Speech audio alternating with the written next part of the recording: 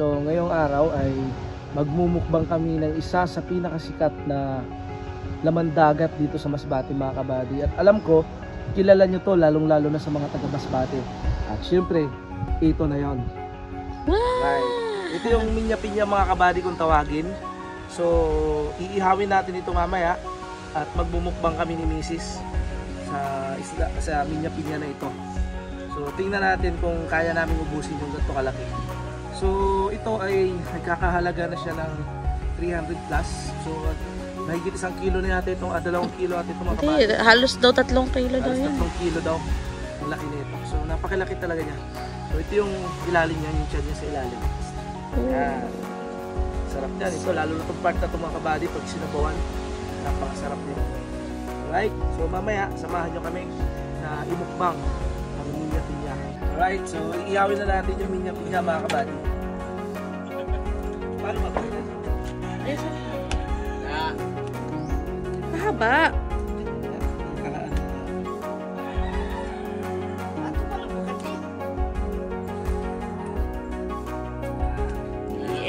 Right.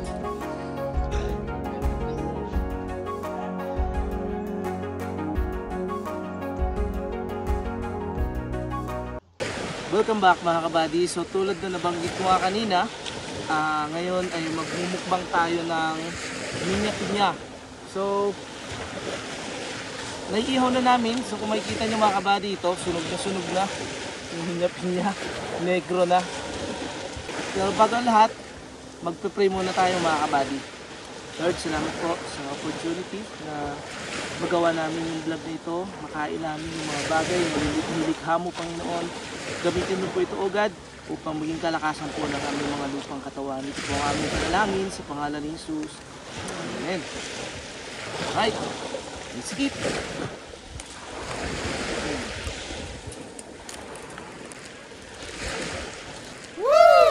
Wow. Yan. Ano mga kabady, ang laki ng laman ng minya-pinya. So, mukbang minya-pinya. Ito yung sausawan natin. Sarap. Ito yung sausawan natin mga kabady. At syempre, meron din tayong shell. Pagkain. Kanin. Saka yung atsara. Alright.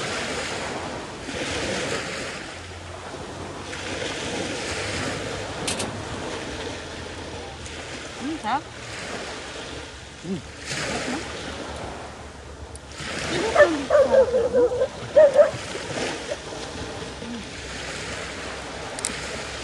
Akala ko kasi akin lang ito eh.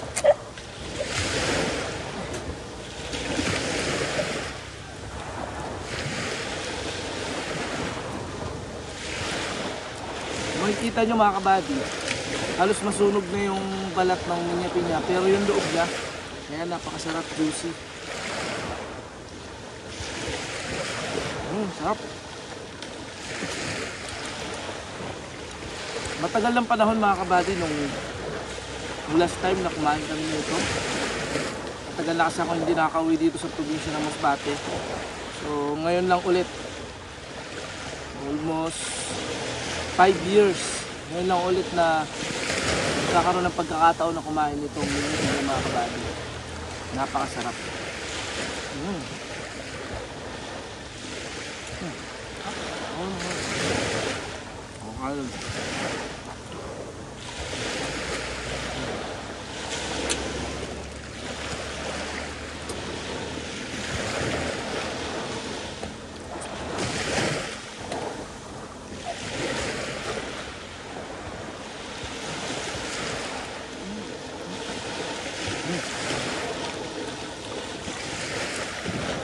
Ano masasabi mo sa lasa mo? Sarap pa sa sa manok. Sa pork. Pwede ako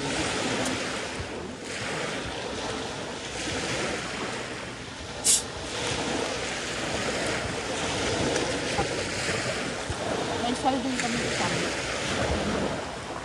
Ang tawag ito? Tilang natin. Sure. Ito. search nila yung kung tawag dito. Pero masarap na. Mura lang to, di ba, Ben? Magkano, Ben? 30 per kilo. Ito nga pala mga kabady is 30 per kilo. 30 pesos lang. Sa Minya-Pinya naman, nasa 160 na yata siya per kilo mga kabady. Ang alam ko dating 120, ngayon is 160 lang. Pagkagatong season kasi na summer, so maraming mga umuwi na mga balikbayan galing Maynila. Kahit piestahan nga dito sa probinsya ng Masbate. So unti-unti medyo tumataas yung price nila. Kasi mas tumataas yung, mas dumadami kumbaga yung ano, namimili ng mga Minya-Pinya. Sarap.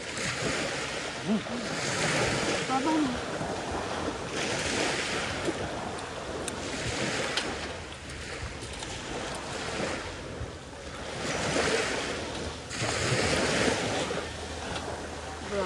Ay, mga kabady oh. Tulad.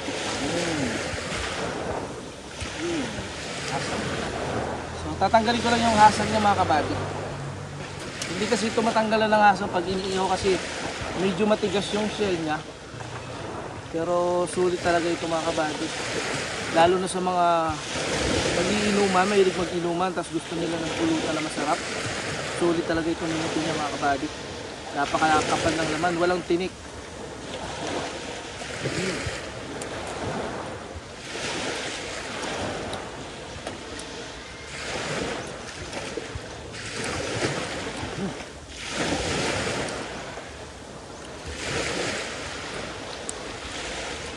Actually mga kabady, hindi lang ito yung first time na kumain si Mrs. ng Minya-Pinya.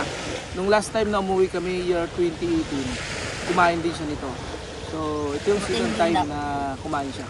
Buti hindi ko napaghihian ito. Kasi bumpisa pala ako dito. Kasi sarap ako dito.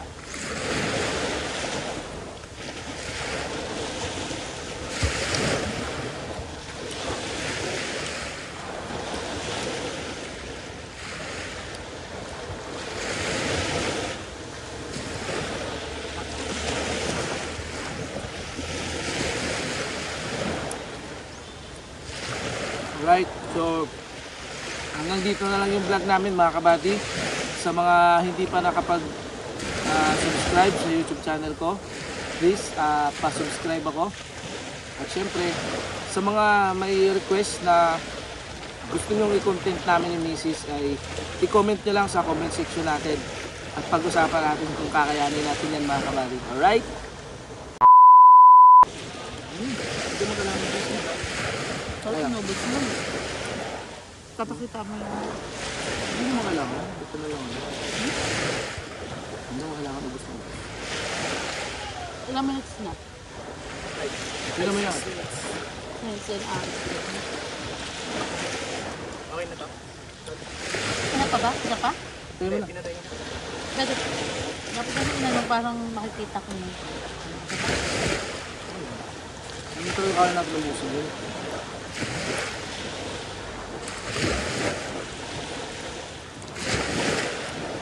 Pero sarap siya eh. Ibibigay na sila lang natin yung pag-ubos sa dulo. Ikaw lang yung kumain. Sarap na sarap. Ibibigay mo sila lang natin sa akin.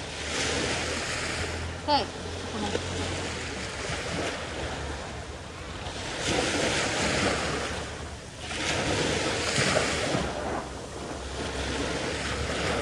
Oh, kain ka na eh.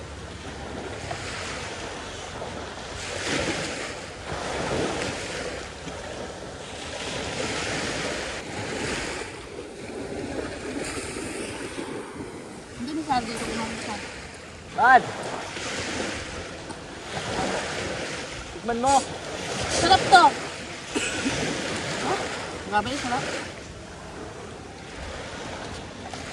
Wala mo. Alright, behind the scene, may nakikikain na eh. Si Mrs. mga kabady, hindi pa natapos talaga. Masarap kasi. Ako kasi na busog agad ako mga kabady. Yan, tingnan nyo naman mga kabady oh. Tingnan nyo yung laman niya sa loob. Nakuha na yung loob. Yan. Thank you. Ano? Ito yung laman niya mga kabady, ang laki oh. Sarap. Nahulog. Oh.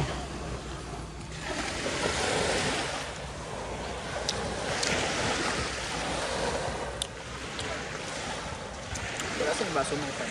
Ay. Ito.